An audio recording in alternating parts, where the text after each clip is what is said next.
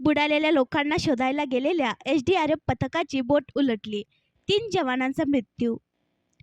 अहमदनगरमध्ये आणखी एक धक्कादायक बातमी समोर आली आहे.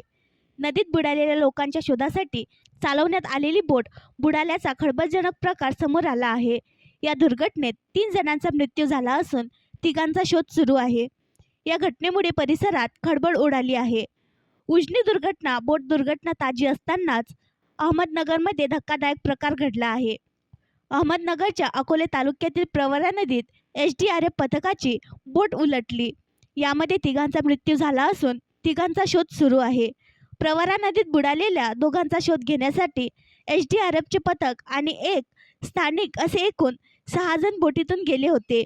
मात्र बोट उलटल्याने 3 जवानांचा मृत्यू झाला तर तिघे बेपत्ता झाले आहेत. उर्वरित तिघांचा शोध घेण्यासाठी प्रशासनाने प्रयत्न सुरू केले आहेत. आणखी नवीन व्हिडिओ पाहण्यासाठी आमच्या देशमुख एक्सप्रेस न्यूज चॅनलला सबस्क्राईब करा, लाईक करा आणि शेअर करा.